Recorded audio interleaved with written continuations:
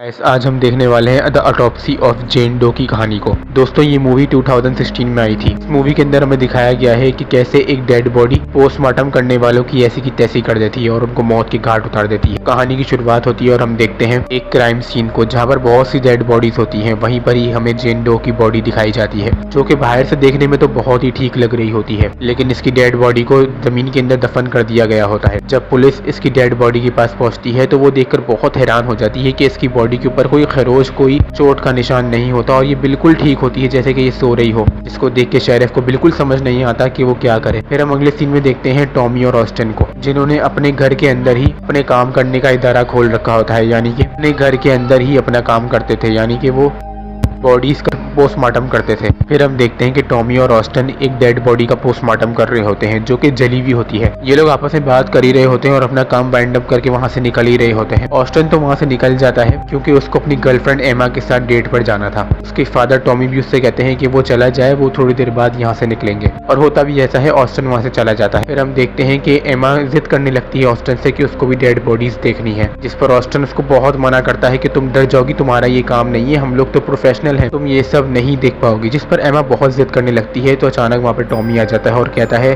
अगर ऑस्टिन ये कह रही है कि इसको देखना है तो उसको दिखा दो ना। जिस पर ऑस्टिन भी मान जाता है और कहता है कि हाँ। जिस पर एमा अपनी पसंद से डेड बॉडी निकलवाती है, जिस पर ऑस्टिन डेड बॉडी को निकालता है, लेकिन उस डेड बॉडी के पैर पर एक घंटी बनी हुई होती है। जिस पर एमा पूछने लगती है ये क्या चीज है, जिस पर टॉमी जवाब देता है कि पुराने जमाने में लोगों को पता नहीं चल पाता था कि डेड बॉडी कहीं कोमा में तो नहीं है। इसी चीज को कंफर्म करने के लिए वो लोग पैर में बांधते थे ताकि पता चल सके कि मर गया है, क्योंकि अगर वो कोमा में होगा तो कोई ना कोई जरूर हरकत करेगा जिससे घंटी की आवाज आ जाएगी। और टॉमी भी पुराने जमाने के ख्यालात का बंदा था, इसी वजह से वो भी अपनी डेड बॉडी के साथ यही सब करता था। फिर हम देखते हैं कि ऑस्टिन और एमा वहां से चले जाते हैं। वो लोग डेट पर जा ही रहे होते हैं कि अचानक से शेरिफ वहां आ जाता है जेन डो की बॉडी को लेकर, जिसकर बॉडी को देखकर लगता है कि ऑस्टिन को भी वहां जाना चाहिए। वो अपनी गर्लफ्रेंड एमा से कहता है कि मैं अपने फादर के पास जा रहा हूँ, उनको मेरी जरूरत पड़ेगी। इस पर एमा जवाब देती है कि हम लोगों को मूवी देखने जाना था। इस पर ऑस्टिन कहता है कि तुम अभी जाओ, मैं थोड़ी देर में आता हूँ। एमा उससे कहती है कि वो उसका इंतजार करेगी मूवी के लिए, जिस पर ऑस्टिन निकल जाता है वहां से। टॉमी ऑस्टिन से कहता है कि उसको यहाँ रुकना नहीं चाहिए था, वो एमा के साथ चला जाता है डेट पर। इस पर ऑस्टिन जवाब देता है कि नहीं, मुझे लगा कि आपको मेरी जरूरत होगी, मैं इसी वजह से वापस आ गया। फिर हम देखते हैं कि ये लोग जेन डो की बॉडी का पोस्टमार्टम शुरू करते हैं। पहले तो वो बॉडी की कंडीशन देख के बहुत ज्यादा शॉक में आ जाते हैं कि बॉडी के ऊपर कोई भी स्क्रैच या फिर कोई भी घाव नहीं होता। और टॉमी को इस बात की भी टेंशन होती है कि उसको जल्द से जल्द ये काम करना है, क्योंकि शेरिफ ने उसको कहा था कि ये मीडिया को सुबह मैंने जवाब देना है इस केस के बारे में, तो उसको आज के आज ही इस बॉडी के हालात में जानकारी वो उसको दे दे। सबसे पहले तो टॉमी और ऑस्टिन देखते हैं कि इस बॉडी की कंडीशन बाहर से तो बिल्कुल ठीक है, लेकिन इंटरनल मामला सारा खराब होता है। उसकी टखनों की हड्डियां टूटी हुई होती हैं और कलाइयों की हड्डियां भी टूटी हुई होती हैं, और उसकी जबान भी कटी हुई होती है। लेकिन देखने से ऐसा नहीं लग रहा होता कि उसकी जबान काटी गई है, उसने अपनी जबान खुद काटी होती है। टखनों की हड्डियां टूटने के बावजूद, कलाइयों की हड्डियां टूटने के बावजूद भी ऐसा नहीं लग रहा होता कि उसको किसी ने नुकसान पहुंचाने की कोशिश की, या फिर क्योंकि बाहर से बॉडी बिल्कुल ठीक होती है। अगर उसकी हड्डियां टूटी हुई होती तो कोई सूजन होती, कोई चोट का निशान होता, तो लेकिन बाहर से कोई भी ऐसी चीज नहीं थी जिससे देखने में ऐसा लगे कि इसकी टखनों की हड्डियां टूटी हुई। ये दोनों पोस्टमार्टम कर ही रहे होते हैं कि अचानक से जेन डो की नाक में से खून निकलने लगता है, उसकी नाक में से मक्खी निकलती है। टॉमी उसकी कटी हुई जबान देखता है तो उसकी जबान देख ही रहा होता है, उसको उसके मुंह के अंदर से एक रस्सी जैसा धागा नजर आता है। वो उसके मुंह से उसको बाहर निकाल लेता है। इन लोगों का पोस्टमार्टम जारी होता है। अचानक से रेडियो पर चैनल चेंज होकर अजीब सा गाना चलने लगता है, जिसको ये दोनों बिल्कुल इग्नोर कर देते हैं। हम देखते हैं बाहर का मौसम, हमें बाहर दिखाया जाता है कि मौसम भी खराब होने लगा है। टॉमी कहने लगता है मैंने आज तक बहुत सी डेड बॉडी का पोस्टमार्टम किया है, लेकिन ये बॉडी बिल्कुल ही अजीब है। इसको बाहर से देखने में तो ऐसा बिल्कुल नहीं लगता कि इसको गोली मारी गई हो या फिर किसी हथौड़े से हमला किया गया हो, लेकिन अंदर से बिल्कुल ही मामला खराब है इसका। अगले सीन में हम लोग देखते हैं कि टॉमी कहता है कि वो अब जेन की बॉडी को अंदर से पोस्टमार्टम करेगा। वो अपना काम स्टार्ट कर ही रहा होता है कि अचानक रेडियो में से अजीब सी आवाज आने लगती है और रेडियो में चैनल खुद ब खुद चेंज होना शुरू हो जाते हैं, जिसको देख के टॉमी के बेटे ऑस्टिन बहुत ज्यादा हैरान हो जाता है। लेकिन वो दोनों इस बात को इग्नोर करते हुए जेन की बॉडी का पोस्टमार्टम शुरू करते हैं। सबसे पहले तो टॉमी उसके सीने को काटता है, लेकिन जब वो उसकी बॉडी को खोलते हैं तो वो लोग अंदर का माहौल देखकर हैरान रह जाते हैं कि जेन के अंदर के जितने भी पार्ट्स थे वो सब के सब जख्मी थे। उसके फेफड़े जले हुए थे और उसका दिल भी जख्मी हुआ पड़ा था। ये देखकर वो लोग और ज्यादा हैरान हो जाते हैं कि ऐसा कैसे हो सकता है कि बॉडी बाहर से बिल्कुल सही है लेकिन अंदर से बिल्कुल खराब। फिर हम ऑस्टन को देखते हैं जो कि एसी के पाइप को देखने जाता है, क्योंकि एसी के अंदर कुछ खराबी आ गई थी, इस वजह से वो उसके पाइप को देखने जाता है। लेकिन जैसे ही वो उसके पाइप के अंदर देखता है तो उसको मरी हुई बिल्ली अंदर मिलती है, जो कि टॉमी और ऑस्टन की पालतू बिल्ली थी। इसको देखकर ऑस्टन बहुत ज्यादा दुखी हो जाता है और टॉमी और ऑस्टन उसकी बॉडी को जलाकर फिर से अपने काम पर वापस आ जाते हैं। फिर हम देखते हैं कि टॉमी जेन डो की बॉडी को काटता है, यानी वो उसके पेट पर कट लगाता है। उसके पेट को खोलने के बाद उसको बड़ी अजीब सी चीज उसके अंदर से मिलती है। उसको एक फूल मिलता है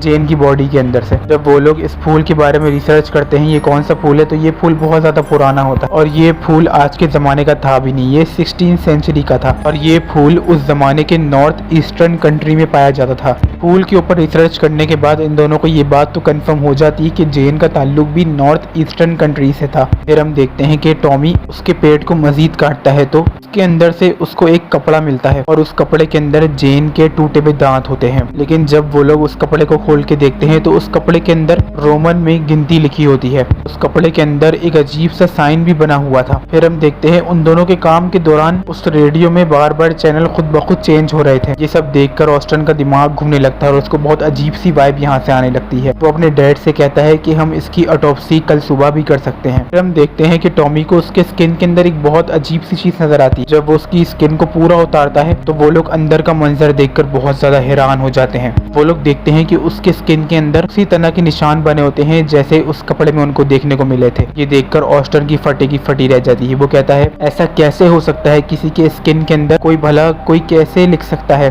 वो दोनों ये सब देखकर हैरान हो ही रहे थे कि अचानक से वहाँ की लाइट फट जाती है और पूरे कमरे के अंदर अंधेरा छा जाता है। टॉमी अपनी बैकअप लाइट खोलता है तो देखता है कि उस रूम के अंदर रखी सारी डेड बॉडीज गायब हैं। फिर हम देखते हैं कि टॉमी ऑस्टन से कहता है कि हम लोग को यहाँ से फौरन निकलना होगा, यहाँ पर कुछ तो अजीब है। वो लोग यहाँ से निकलने की तैयारी कर ही रहे होते हैं। वो लोग लिफ्ट की तरफ जाते हैं लेकिन लिफ्ट बंद हो चुकी होती है। फिर वो लोग सीढ़ियों के जरिए यहाँ से बाहर निकलने की कोशिश करते हैं, लेकिन बाहर निकलने के रास्ते पर एक पेड़ गिर गया होता है। इसकी वजह से दरवाजा पूरी तरीके से लॉक हो चुका होता है। वो दोनों अंदर बहुत बुरी तरह से फंस चुके थे। फिर वो दोनों अंदर जाकर अपने आप को एक कमरे के अंदर बंद कर लेते हैं और टॉमी वहाँ पर पुलिस को कॉल मिलाने लगता है। वो दोनों अंदर पुलिस को कॉल मिला ही रहे होते हैं कि अचानक से बाहर घंटी की आवाज आने लगती है और घंटियां सिर्फ और सिर्फ डेड बॉडीज की पैर में बंधी हुई थी। घंटियों की आवाज सुनते ही इन दोनों का रंग उड़ जाता है। फिर हम देखते हैं वो दोनों घंटियों की आवाज की तरफ ध्यान दे ही रहे होते हैं कि अचानक से टॉमी को एक अनदेखी चीज उठाकर फेंकती है, इसकी वजह से वो जख्मी हो जाता है। फिर हम देखते हैं कि ऑस्टन अपने डैड के पास भागता हुआ आता है और कहता है ये सब जेन ही कर रही है, क्या आपने देखा नहीं जब हम उसका पोस्टमार्टम कर रहे थे उस वक्त भी वो हमें किसी न किसी तरीके से रोकने की कोशिश कर रही थी और उसकी बॉडी के अंदर एक बहुत से अजीब से साइन बने हुए थे, जिसे देखकर यही लगता है कि उसके ऊपर कोई रिचुअल किया गया है। फिर हम देखते हैं कि वो दोनों वापसी